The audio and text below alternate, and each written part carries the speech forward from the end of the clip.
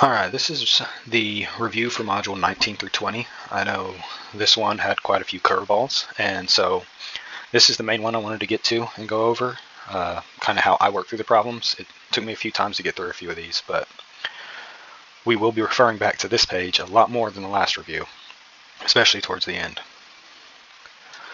But I do want to make sure that, we have to understand the unit circle. There are videos to make it easier to remember and things like that, but you have your center axis of x and y, and so down this center axis, x is equal to 0, y is equal to 1, and then we just go up from there. Y equals 1/2, square root of 2 over 2, then square root of 3 over 2, and then your x values are always going to be the opposite of those y values. The way that I remember the order that these go in for each and every side is if the axis, if your 30-degree angle is closer to the x-axis, then your x value is going to be square root of 3 over 2. Same thing for this side. It's closest to the x-axis, so your x value is going to be 3 over 2. With this one and this one, your x values are all going to be that square root of 3 over 2, like over here. When the 30-degree angles are closer to the y-axis, then your y values are going to be the square root of 3 over 2. And then you can place the 1/2s accordingly. So whatever axis your 30-degree angles are closest to are going to be where you have the square root of 3 over 2. The 45-degree angles are always going to be square root of 2 over 2. And then the further away your angle is from the axis is going to be where your 1/2 goes. That's just the way that helps me remember it. But that is something that is going to be heavily needed for all of the review of 19 through 22. Alright, this first question here, we're breaking down some information giving and just separating it out. And so the equation that we would normally have for this sine, cosine, tangent function is we're going to have the amplitude times sine bx. And so all we have to do in this scenario is take A is your amplitude, which from this equation we see is 1/2. Now if this was negative 1/2, our amplitude would still be positive 1/2, because your amplitude is always the absolute value of A, which means it's the distance from 0 is the absolute value. So if it's negative, it's still 1/2 distance from 0. And your amplitude is always going to be a positive number. Even if it's negative up here, that just kind of gives you your starting point, the direction of your graph. But as far as plugging it into an amplitude, your amplitude is always going to be a positive number. So for this one, our amplitude is going to be 1/2. And our period, we know the period is 2 pi over b, or in this case, 2 pi over 3 over 2, which you multiply both sides by 2, you get 4 pi over 3. So our period is going to be 4 pi over 3. And 2 pi over b is due to the fact that your 2 pi is your complete circle. And so if you have your unit circle, 1 pi gets you halfway around, 2 pi gets you all the way around. And so when you stretch this out on a graph, you have that 1 pi brings you up here, 2 pi brings you back down here. And so that just gives you the complete circle on a graph, and that's your period is from point here, this point to this point. And that's why it's 2 pi over b. And so with that, we can go ahead and plug it in. Our amplitude is 1/2, and then our period is 4 pi over 3. Right, now in this one we get to extract a little bit more information. So we have -1 minus 2 cosine of 2 pi x minus pi. So it gives us all the information. So what I want to do here is I want to rearrange this equation that it gave me in the same method as last time. So we do A times a cosine of bx, and then at this point we get c in there, and then we add d at the end. And so in order to mimic this, my function is going to be -2 cosine of 2 pi x minus pi. And now we bring that 1 over minus 1. And so for this one, we can just start extracting our data from it. So the amplitude, my A, is -2. My B is 2 pi. My C is -pi. And then my D is going to be -1. And so with this, I know my amplitude is going to be the absolute value of -2, which is always, like I said last time, going to be +2. So I can get that one out of the way. But now my period is going to be 2 pi over b, which is 2 pi over 2 pi. Since we have like terms in all of it, it all cancels out to 1.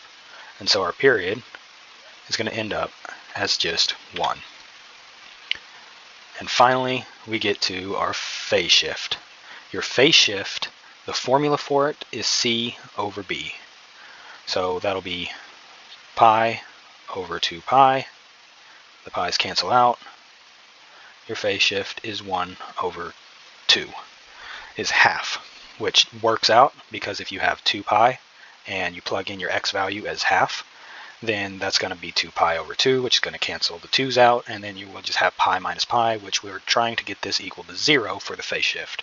So our phase shift in this instance is going to be 1/2. And that's the breakdown of this one. Alright, now we have to write an equation for a given graph. Starting out, I always like to remind myself, well, they have it written for us. This is either going to be a sine of bx or a cosine of bx. And so we have to determine whether we're doing sine or cosine first. And a sine graph always intersects at 0, 0, unless, the d value raises or lowers it. But since we're not messing with the d value here, then a sine graph is always going to intercept either positively or negatively at 0, 0. The cosine will always intercept the y-axis at its maxima, which it does here, or its minima value. And so since we do have an intersect at the maxima value, then that tells me that we're going to be doing a cosine formula. And with this value going from -4 to +4, then I know my amplitude is going to be 4. And since we are at the maxima value, it's going to be a +4. If the graph was inverse and it started down here, crossed at -4, then we would start with the -4 cosine. But since we're at +4, we have a amplitude of 4 for graph of cosine because that's where it starts. And so now we have to figure out our period. In order to figure out our period, the way I do this is I find out where we cross the graph and then our point. So our period goes from here to here, or pi over 2. So if our period is pi over 2, that doesn't mean that that's our b value, because 2 pi over b is what equals our period. So if our period is pi over 2, we know 2 pi over b is what's going to equal that pi over 2. And so for this type of equation, what we're going to do, multiply both sides by b, and then that's going to cancel those out, and then we're going to have 2 pi, and then we're going to divide both sides by pi over 2. 2 pi divided by pi over 2 is going to equal b. We break that down, multiply the top half and bottom half by 2, we get 4 pi over pi, which then those cancel out. So b is going to equal 4. And thus our b value is 4, and we just throw our x in there. So this is going to be our equation for this graph. Y equals 4 cosine of 4x. And we're all set. Alright, now we're dealing with a few extra numbers that we have to find for the equation of this graph. So just like last time, we have a times the cosine of bx, but since we notice the graph is not centered on the x-axis, I'm going to go ahead and throw in these other numbers and see if I can find them. And the way that we're going to do this, so I know it's a cosine because it intersects at either its maxima or its minima. Here it intersects at the minimum value, and so thus it's a cosine. Otherwise, for sine, it would have to intersect at the midpoint. So now that I know that it's a cosine, I want to find the d value first. And the reason I look for the d value first is because that'll help me find my a value here in a little bit. So my d value is going to be my center point, wherever my center point is, and how far it has shifted from 0. Because in all graphs, sine or cosine, your center point is going to be directly in between your maxima and minima. So in this case, if I have -6, my center value is -3, which is obviously -3 away from 0. And so my d value is going to be -3. And if my d value is -3, I can find my a value by going up 1, 2, 3, going down 1, 2, 3. So no matter what, my minima and maxima values are always within 3 units from my center point. And so I know my amplitude is also going to be 3. So far we have 3 cosine of bx plus c minus 3. So since my amplitude is 3, in order to get my signs right, we have to see, does it intersect at the maxima value or the minima value? And since it is at the minima value, it's going to be a -3 for the cosine, telling you that we're starting down here at the bottom of the graph. And so now to find that b value, we look for the period. And so the period is from here to here, which is 4 pi. And so if my period is 4 pi, and we know the b value is 2 pi over b, once again, multiply both sides by b, divide both sides by 4 pi. We just swap places here. We got 2 pi over 4 pi. Pi's cancel out. 2 over 4 reduces to 1/2. So then I'm going to have 1/2 x. And so this will be what I plug in up here. We make sure you always push in the y, which is going to tell you that your equation is not complete. But y equals -3, the cosine of 1/2 x minus 3. There you have it. Alright, now we start plotting out word problems. Even though this is a word problem, we still have the same, equations as we always did. A times the sine or cosine of bx plus c plus d. So now we just have to draw information from here, from our word problem, plug it into our equation. So we know from here that a buoy floating in an ocean is bobbing in simple harmonic motion with an amplitude of 6 foot. So our amplitude, our a value, is going to be 6. We'll decide if it's positive or negative here in a little bit. And a period of 7 seconds. So that's going to be, period is 2 pi over b. Always just associate the word period with 2 pi over b. And that's going to equal 7. And so it's displacement at d from sea level at time 0. So this time 0 tells you where your y-intercept is going to be. And it's going to be -6 foot. So if you think about the graph, you have +6 on your y, you have -6 on your y. It's saying that it intersects here. So this is going to be your graph. If it were to intersect, it would say positive up here. Either way, it's a cosine. So because it intercepts at one of the values of the amplitude, it's a cosine. And because it intersects at the negative value of 6, we're going to make that a -6 cosine. And then now we have to look for the bx number, which is, in order to find b, multiply both sides of our period equation by b, and then divide both sides by 7. So you have 2 pi over 7 equals b. And that doesn't break down any further. So your equation is going to be 2 pi over 7x. We have no phase shift listed here, and we have no number that we can plug into d that is listed here either.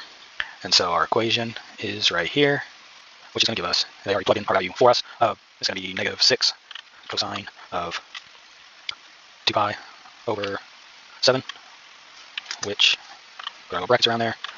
Now we could hit x, but it won't let us push x because it's asking us in terms of t. So we'll put t in for x. And that's our equation. All right, another word problem. This time they give us all the numbers that we need. We just have to extract data from those numbers that they give us. So what I like to do here, once again, is rewrite the equation. We got negative 19.1 is our a value. It's a sine graph, 1.6 t, and then plus 21.7. So this is our a value, this is our b value, and this is our d value. The first thing it asks us to find is the frequency. We'll get back to the frequency. I don't like to solve that one first. I like to solve the stuff that I can think of quickly. So the maximum height above ground level, I just marked through that whole thing, but the maximum height above ground level. So when it asks for the maximum or minimum height, that is going to be your a value plus your d value, or minus your d value, whatever gets you the highest or the lowest, because this value will take your normal graph and raise it up. So your value will thus increase for your maxima or minima. So we start out with the 21.7 as that's our midpoint, our 0 point. And even though we have a negative 19.1, our amplitude is still the absolute value of whatever's in front of the sine or cosine. So it's always a positive value. And that's going to be 19.1 if we're looking for the maximum, because it rises up 19.1 units above where our midpoint is here. And so when it does that, just to give you a little bit more of a visualization, since this graph is moved up, we are now up here per se. And so we want to hit it on the tops of the graph, not the bottom. If we were looking for the minimum height, we would still have to go up the y-axis by 21.7. It would just be a negative 19.1, because we can't just forget about the fact that our y value has increased from 0 at the intersect point to 21.7. But since we're looking for maximum, it's just 21.7 plus 19.1, which, basic arithmetic again, 19.1, 8, 0, 4, 40.8. So our maximum height is going to be 40.8 meters. It says round to the nearest hundredth. We don't really have a hundredth for any of this. And so now our period is going to be that 2 pi over b. And we can just plug in that 1.6 that we have for the b value right here. So it'll be the 2 pi over. So our period is going to be the 2 pi over 1.6. And that will give us, when we plug it in the calculator, because we're looking for the to the nearest hundredth, do 2 pi divided by 1.6, 2 pi divided by 1.6, that out of the way, 2 pi divided by 1.6 is going to be a period of 3.93 minutes. Now finally it asks us for the revolutions per minute. Revolutions per minute are going to be how often it happens during this one period. And so all we have to do with that is flip around our period equation, and it's going to be b over 2 pi, which is going to be the 1.6 over 2 pi. Plug that into a calculator. 1.6 over 2 pi. It's going to give us revolutions per minute of 0.25. And that's how we solve this. So our period is always that 2 pi over b, and our frequency is just going to flip that around. It's going to be b over 2 pi. All right, question 9. So this question comes from a place of just kind of knowing and understanding the graphs. So with y equals cosine of x, I know that this graph looks something like this, and it maxes out, unless it's given a different amplitude, it maxes out at 1 to -1. And so since this graph can be any and all x values, my domain is going to be the set of all real numbers. But my y value, my range, it stops at -1 and +1. So it has to be within these two for the cosine, which is going to be all set of real numbers from -1 to +1. Now a tangent graph looks quite different. A tangent graph is the graph that we have that has all these funny little squiggly lines up and down it. And this is true, and it makes sense when you think about it. I'll look at the unit circle here in a second, but our range is obviously any and all y values because this graph goes up and down forever. So it'll be all set of real numbers for the range. However, we do have some lines we cannot cross for our domain. And so to find out which ones that is, we go back to the unit circle. Because in the unit circle, let me get rid of this graph here. In our unit circle, we know that the tangent of theta is equal to y over x. And if you think about the terminal points, here x is 1 over 0, here x is 0, y is 1, we got -1 and 0, we got 0 and -1. And so what we run into is for a tangent graph, when you start plugging in your 90-degree angles, x, anytime x equals 0, we have either 1 over 0 or -1 over 0 for this angle and this angle when it comes to a tangent graph. And as we know, this is undefined. You can't divide anything by 0. And so when it's asking for our tangent values, our tangent domain, anytime we are in any type of multiple of pi over 2, it's not going to work. Because if it's pi or 2 pi, 3 pi, whatever it is, it can be on the x value can still be 1, because then, if our x value is 1 and our y value is 0, then we just have the tangent that equals 0. But since our x values equal 0, it makes the function undefined. It can't happen at any of the integrals of pi over 2. And so with that information, we come back over here, see if we have an option for that. The domain, all set of real numbers except odd integer multiples of pi over 2. The cosecant is a funky looking graph, that's for sure. But the cosecant is going to be the inverse of a sine. And so just for reference, the cosecant equals the hypotenuse over y, or 1 over y. So these graphs are funky in the fact that they do something like this. Your cosecant and secant graphs are the ones that are the complete inverse of their counterparts. And so what you'll notice is where our other graphs kind of stay here in the middle of 1 and -1, they stay on the outside of 1 and -1. So when it comes to y values, they extend forever with the exception of what's here between -1 and 1. So with a secant or cosecant graph, it's going to be the set of all real numbers less than or equal to -1 or greater than or equal to greater than or equal to 1, because they won't intersect any of the lines here of the cosine or sine graphs. And so just like with the tangent function, the cosecant, instead of looking at the x, now if any of the y values are 0, then we have an undefined function. So we go back to this unit circle. I know here my y value is 0, and here my y value is 0, which are all multiples of pi.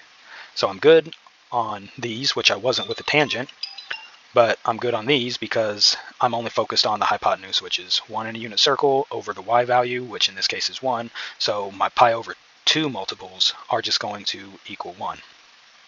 But my pi multiples are going to give me an undefined answer.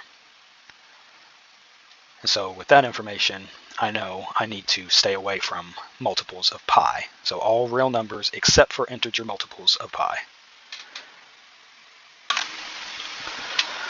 Alright, now instead of determining what my domain and range is, we're going to determine which function gets plugged into which graph. So in order to do this, once again, being familiar with the way the graphs look is a plus, but if I have the loops up and the loops facing down, I know this isn't in any way, shape, or form a tangent function. So this is either going to be secant, cosecant, or secant function.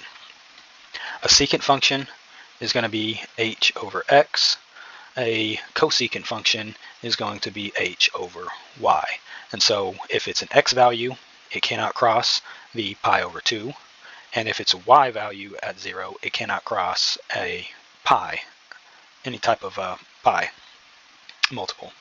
So from this, what I gather, this graph, my first graph, is pretty straightforward. It refuses to cross any multiple of pi over 2. It starts out at the positive 1, negative 1. It doesn't go in the middle whatsoever, and they're perfectly evenly spaced. And so this graph tells me that it is going to be the secant of x. There's no shifting involved in this one. And so now that I work that one out, this graph is also the same.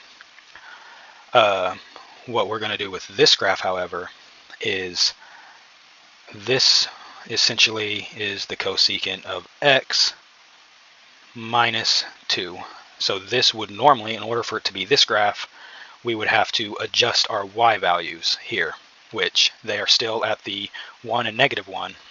And so I do not feel like it's going to be this graph. What it is going to be is a secant function, because normally it would be here at the pi over 2, but we have to shift to negative pi over 4 to make up for our phase shift here. And so all of our secant functions are shifted over by pi over 4 in this graph, but we still maintain our all integers above 1 and all integers below negative 1. And so this graph is going to be the secant graph that is phase shifted.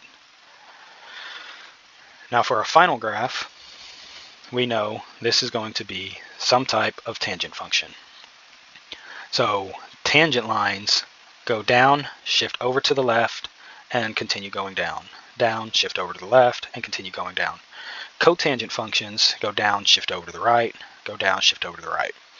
And so this graph can either be a tangent function or a negative cotangent, because then that would inverse these, but it cannot be a positive cotangent function. And besides that, it has no phase shift because it crosses right at the 0, 0. So now we have to determine whether this is a tangent of x or a cotangent, a negative cotangent of x. And in order to determine that, we look at the lines that it doesn't cross, which is going to be, because this is the biggest thing, is going to be the lines that it doesn't cross, due to the fact that the tangent is y over x, and the cotangent is going to be x over y. And so if our x values are 0, it makes the tangent function undefined, which are going to be multiples of pi over 2. If it is the cotangent function, then it's going to be our, when our y values equal 0, it's going to be undefined, which is going to be multiples of just pi. And here we have lines that don't cross at pi over 2, and if that's the case, then that's going to be a tangent function, because any of the x values that equal 0 is going to make it undefined, so we can't cross those lines. All right, finding the exact value of an arcsine function. So one cool thing to remember about these functions is if you have an arcsine function of negative 1/2, this is the exact same thing as a sine function equaling negative 1/2. And so this makes it a lot easier to work with. We'll come back and worry about the arcsine here in just a second, but first we can figure out this function. And so we know that the sine of theta is equal to y over the hypotenuse, which the hypotenuse is always going to be 1 in a unit circle, so essentially the sine function is just y. And with that information, we can go back to our unit circle and try to remember where our negative 1/2 sine function is. So once again, the 1/2, as opposed to the square root of 3 over 2, the 1/2 function is going to be farther away from the axis that it's looking for. And in this case, we're looking at y, so it's going to be the 30-degree angle that is the farthest away from y, or that's closest to x, is going to give us the 1/2 function, or the 1/2 terminal point. So here we have 1/2, here we have 1/2, not there, but here we have 1/2, and then here we have 1/2 in our y. These are negative because they're down here. So if we have negative 1/2, if our sign equals negative 1/2, we know it's either going to be, this angle here or this angle here. How do we determine which of those angles that we're going to use? That's when we go back up and look at the fact that we have an arcsine. An arcsine function and an arctangent function are only going to exist on this side of the unit circle. They do not exist on the left-hand side of the unit circle. So you follow the y-axis line and it's all positive x values. It does not go into negative x values for the sine or tangent, the arcsine or arctangent, which means that in order to have the sign of -1/2, it has to be in quadrant 4, and if it's in quadrant 4, I'll clean this up. So we've determined that it has to be this angle.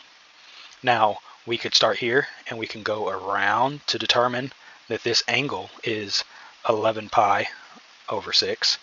However, in order to do that, we would have to cross our daunting do not cross line for the arcsine.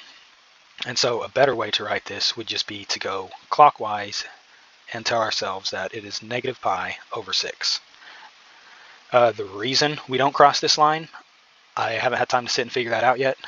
That's what it is, and one thing that you have to memorize if you are doing an arcsine function or an arctangent function, it only exists in the positive x values. Right, so now this is going to give us negative pi over 6. And that'll be our answer. Alright, just like the last one, we are looking for the arc cosine instead of the arc sine this time. But just like the arc sine and arc tangent, there are certain areas that the arc cosine cannot exist in a unit circle. With the arc sine and arc tangent, any negative x values were not able to be used, and so inversely, the arc cosine, any negative y values in the unit circle, it does not exist in. And so we'll look at that here in just a second. We have the cosine of negative pi over 3, which I always, if I have a 3 on the bottom, I like to get it up to a 6 just to help me navigate the unit circle. So I multiply that by 2, which is going to give me the cosine of negative 2 pi over 6. And so now I go back to my unit circle and we find negative 2 pi over 6. So if we're at a negative angle, then we're going to go clockwise around the unit circle. And that gives us negative 1 pi over 6 here. So then our negative 2 pi over 6 angle is going to be this angle right here. And since this 30-degree angle is closest to the y-axis, then the y value is going to be able to take that 3 over 2. And since it's further away from the x-axis, then it's going to take the 1/2. Now our x value is positive, our y value is negative here. But regardless, the cosine of negative 2 pi over 6 is going to equal 1/2. So normally this would be our answer, but it asked us what the arc cosine was. And the arc cosine, just like the sine couldn't exist on the left side of the graph, the arc cosine can't exist on the bottom side of the graph. So it can't exist down here, but it can exist up here. So where else in this unit circle does our cosine equal 1/2?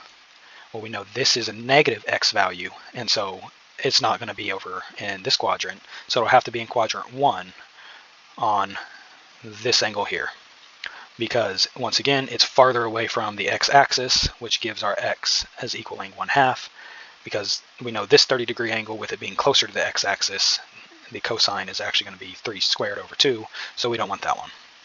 We want this angle, and so in order to get this angle, we do not want to take our negative value, go into the forbidden zone. We do not want to go through here to get to it. We want to go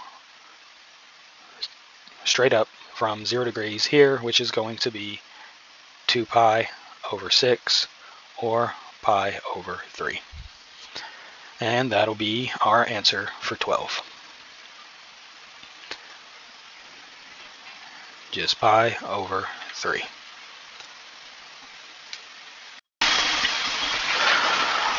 Alright, now we're finding the exact value of tangent of arc cosine 405.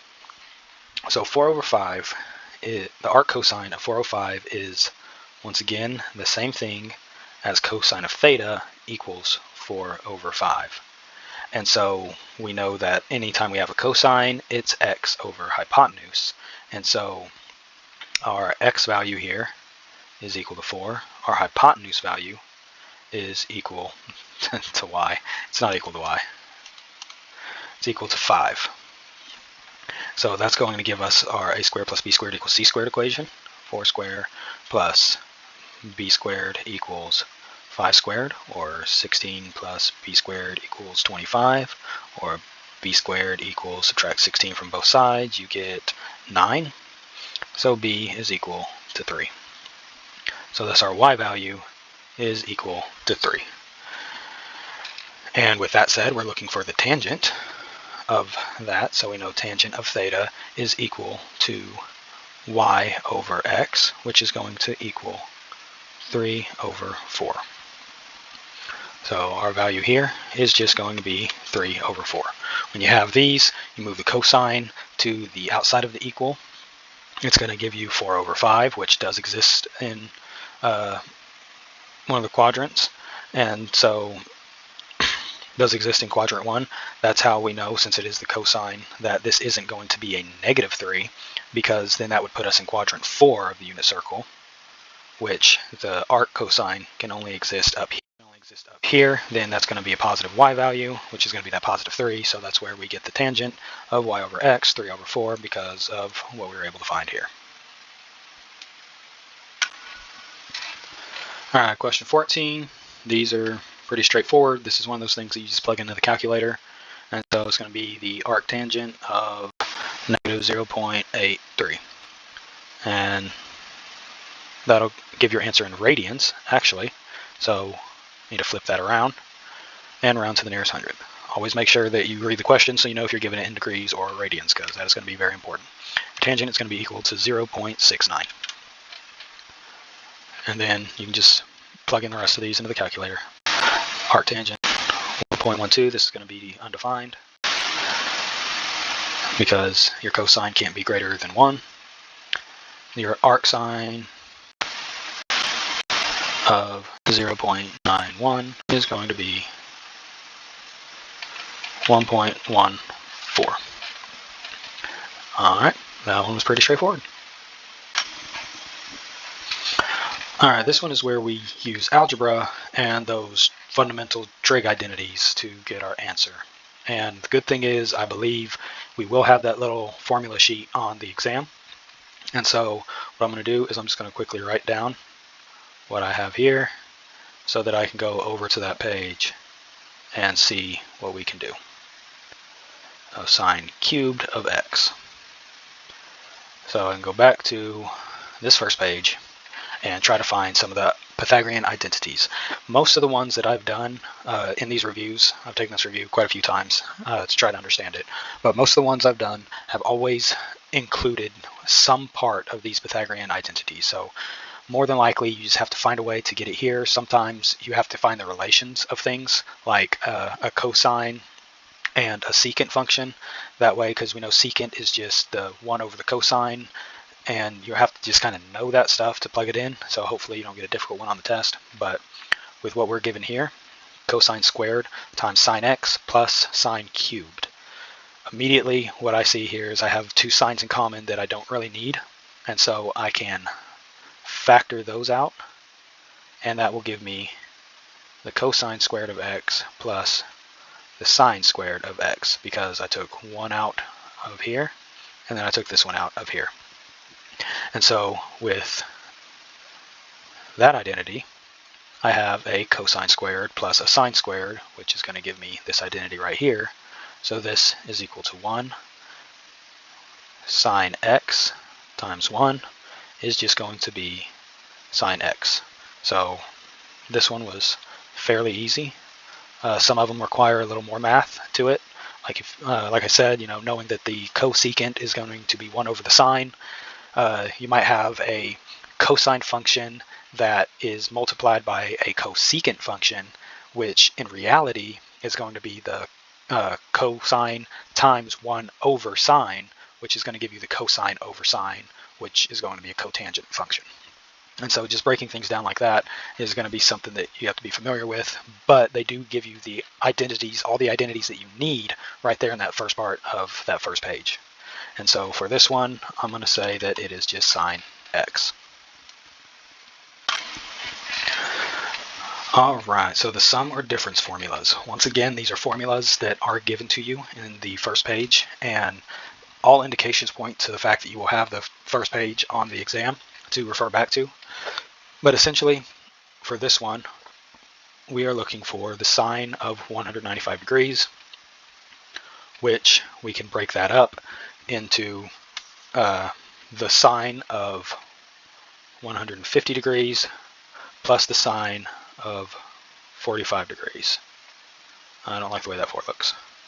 Sine of 45 degrees. And so in order to find our sine values, go back here to the unit circle. And what we want to do, since we're going to have to, in order to use the sum and difference functions for sine, we're going to have to also find the cosines. And so since we're adding, we're going to be using sine A times cosine B plus sine B times cosine A.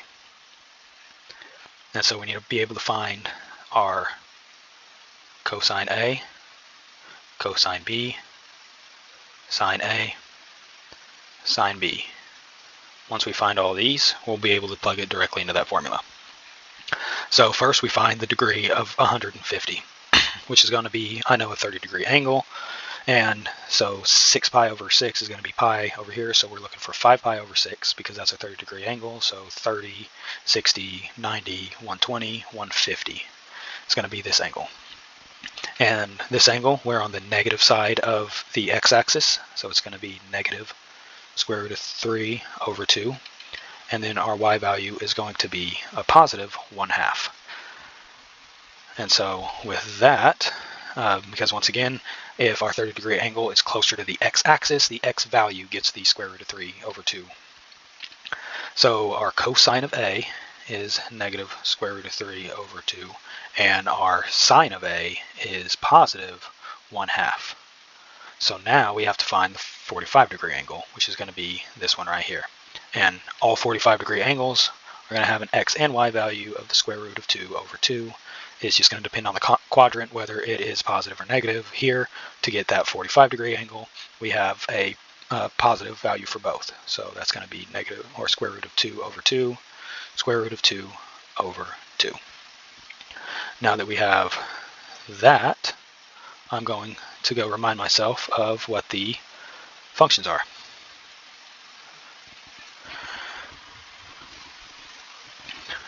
And so sine A times cosine B plus sine B times cosine A is going to be my A plus B, which I do have in a sum function here. So sine A is going to be 1/2 times cosine B, which is going to be the square root of 2 over 2, plus sine B, which is going to be square root of 2 over 2, times cosine A is going to be negative square root of 3 over 2. And so we just combined our terms.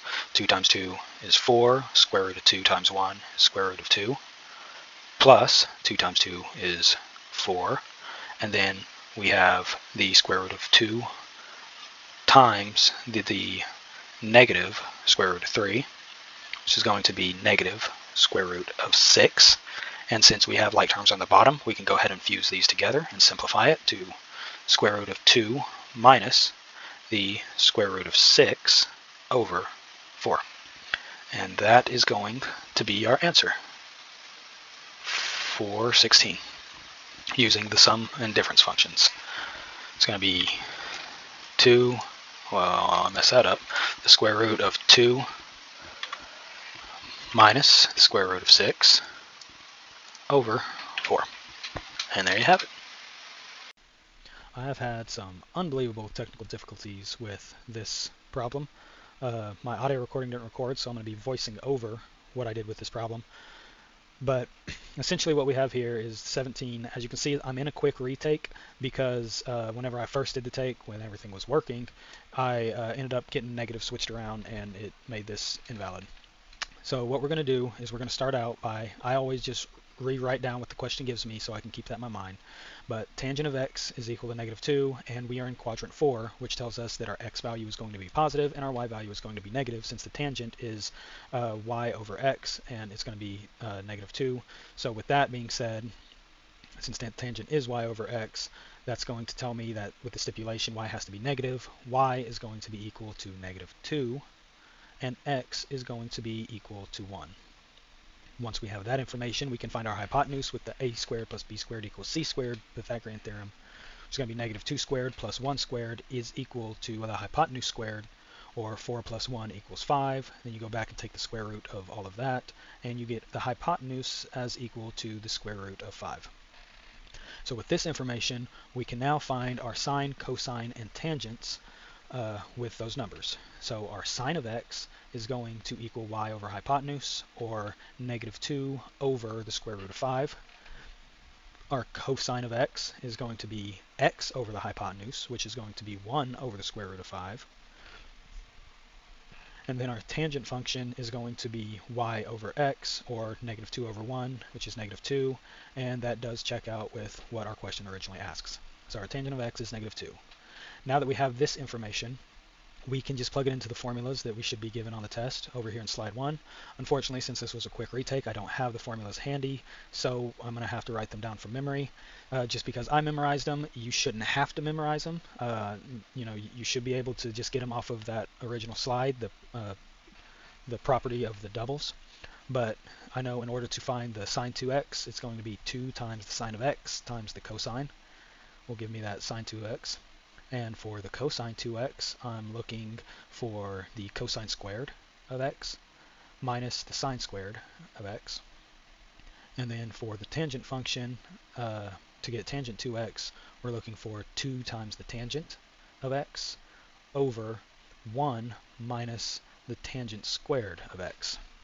And so we just take our yellow numbers that we have up here for our sine, cosine, and tangent, and we plug them into our red formulas to get the answers that they're asking us for.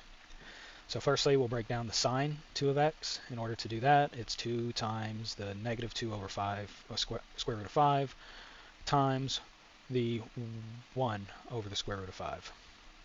And since there's multiplication, you can just kind of merge them together in any order you want. I like to take out the square roots first, and so this will give us -2 over, well, getting rid of the square roots all purpose, so -2 over 5, and then we'll multiply it by that remaining 2, which is going to give us -4 over 5. And that is our answer for sine of 2x.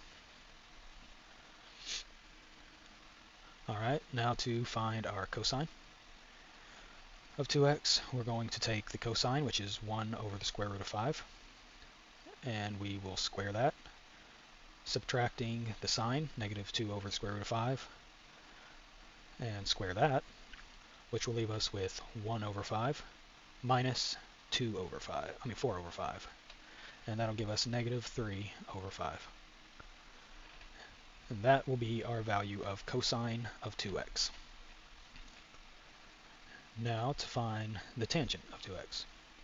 So the tangent function, I'm just going to plug in that -2 anywhere we have the tangent, so 2 times -2 over 1 minus the tangent of -2 squared, which is going to give us -4 over 1 minus 4, so it's going to be -3. And since we have a negative on top and bottom, those cancel out, and we are going to end up with 4 over 3. And there is our tangent of 2x function. And now we just plug these numbers back up into the answer column, and we are done.